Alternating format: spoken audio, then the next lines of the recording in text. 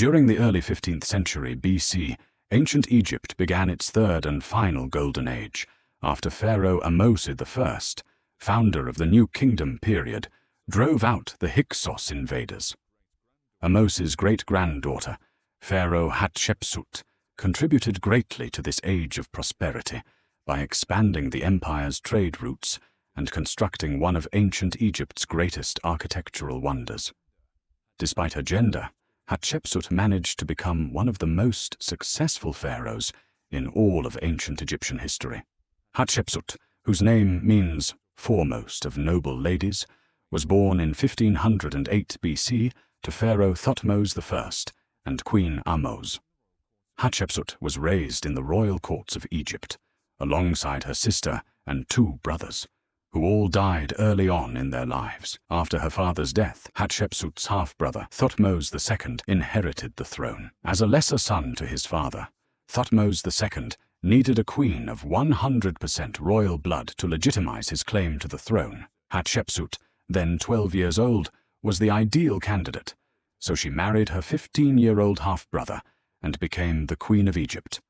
Thutmose II and Hatshepsut had only one child together, a girl by the name of Neferu. With a lesser wife, he later had a boy named Thutmose III, who became heir to the throne. When Hatshepsut's husband unexpectedly died at the age of 31 in 1479 BC, his son and heir was only 3 years old, leaving Hatshepsut to act as queen regent to the boy Pharaoh until he was old enough to rule. Being the daughter, sister, wife, and mother of pharaohs gave Hatshepsut an incredibly powerful claim to the throne. After 7 years of acting as queen regent, Hatshepsut decided to fully leverage her compelling position by declaring herself Pharaoh of Egypt. Although the strength of her bloodline was without question, her gender was a critical issue.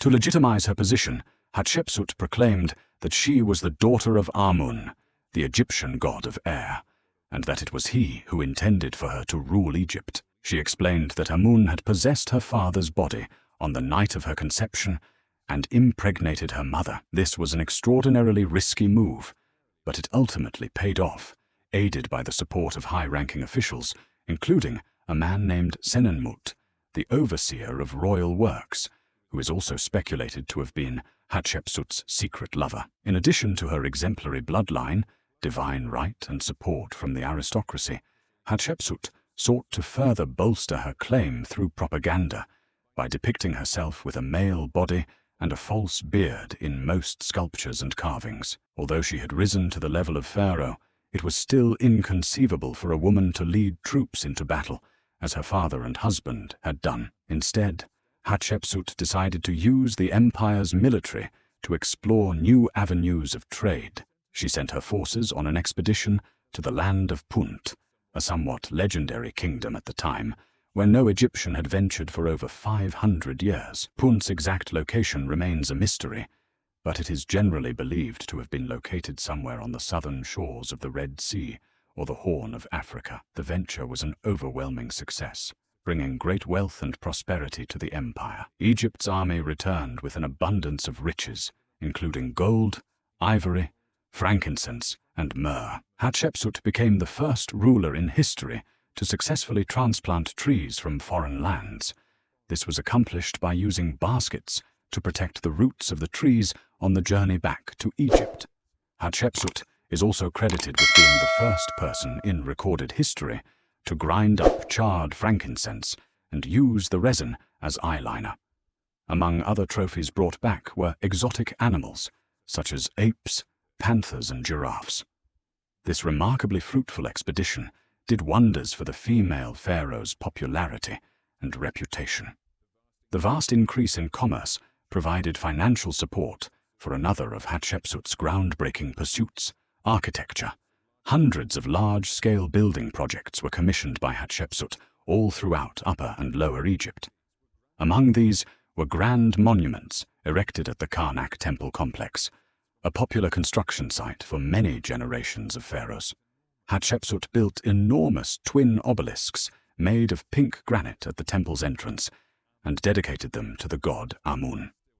One of these obelisks still stands, remaining the tallest surviving obelisk in Egypt, while the other has since fallen and lies broken in two.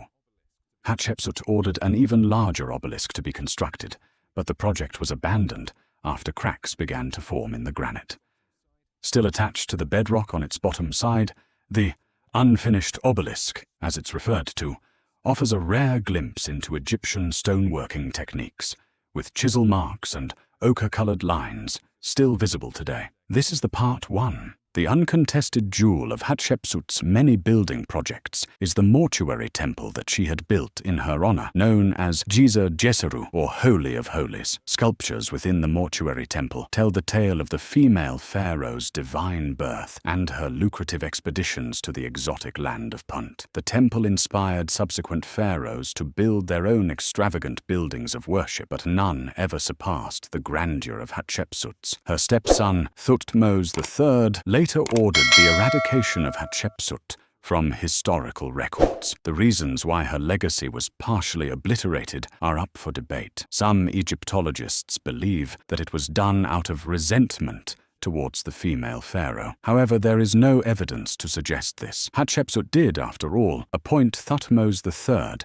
as head of the empire's army during her reign, and he made no effort to overthrow her in a military coup. Additionally, it wasn't until 20 years after her death that Hatshepsut's image began to disappear from public buildings. Some archaeologists theorize that her successors were merely trying to relegate her role as ruler of Egypt, postulating that evidence of a successful female ruler might inspire other women to attempt to rule, which would upset the patriarchal system that had long featured a dominant male leader. The allowance of a female pharaoh might also have been regarded as an offense to Maat, the ancient Egyptian goddess of balance, order, and morality. Alternatively, it may have been done in an attempt to strengthen her step-grandson Amenhotep II's claim to the throne, since he had no connection to Hatshepsut's royal bloodline. In any case, attempts to erase her memory from history were ultimately unsuccessful. Egyptologists theorize that Hatshepsut accidentally poisoned herself to death by regularly applying carcinogenic ointment to her skin. A CT scan of her mummy revealed that she suffered from bone cancer during the final years of her life and died in 1458 BC at the age of 50 after ruling Egypt for more than 20 years. Hatshepsut was the second pharaoh after her father to ever be buried in the Valley of the Kings, located on the west bank of the Nile River near the city of Thebes. The Valley of the Kings would eventually contain the mummies of over 60 New Kingdom pharaohs from Egypt's 18th, 19th, and 20th dynasties. Through an impeccable bloodline and brilliant strategy, Hatshepsut successfully rose to power despite her gender, and went on to become one of the greatest pharaohs in ancient Egyptian history.